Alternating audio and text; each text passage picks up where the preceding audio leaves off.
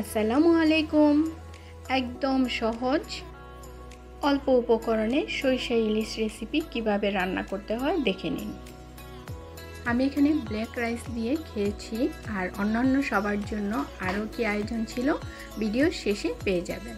আমি এখানে 4টা ইলিশের টুকরো নিয়েছি, আর এর মধ্যে দিয়ে দিলাম লবণ, হলুদ, মরিচ, হাফ চা চামচ পরিমাণে লবণ, হলুদ, মরিচ দিয়ে নিয়েছি। এখন দিয়ে দিব সরিষার তেল, আর সরিষার তেলটা আমি 3 টেবিল চামচ পরিমাণে দিয়ে নিচ্ছি।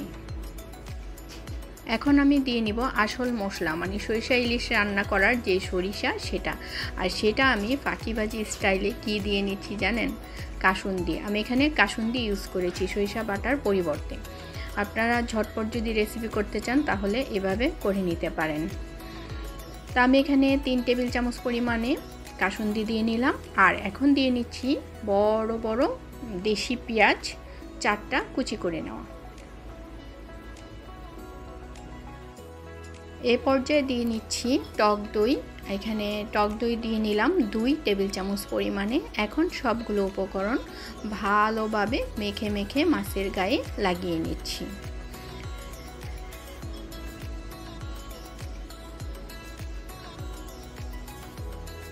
একটা একটা টুকরা করে নিয়ে এভাবে করে মাছের গায়ে সবগুলো মশলা লাগিয়ে নিলাম।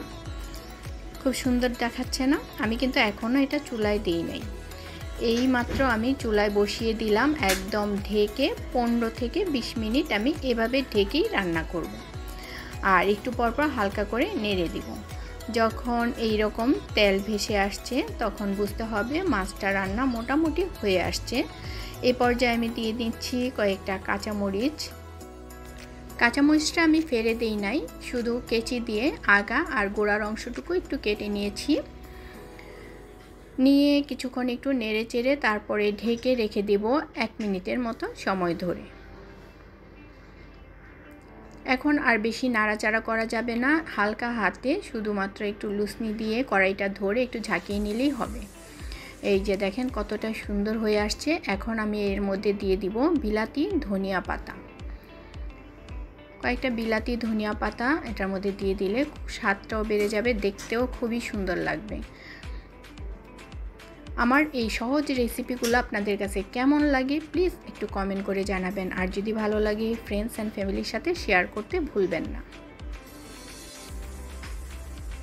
আমি আর কি রান্না করলাম আজকের আয়োজনে সেটা শেষ মুহূর্তে ভিডিওটা দিয়ে দিচ্ছি, দেখে নেবেন।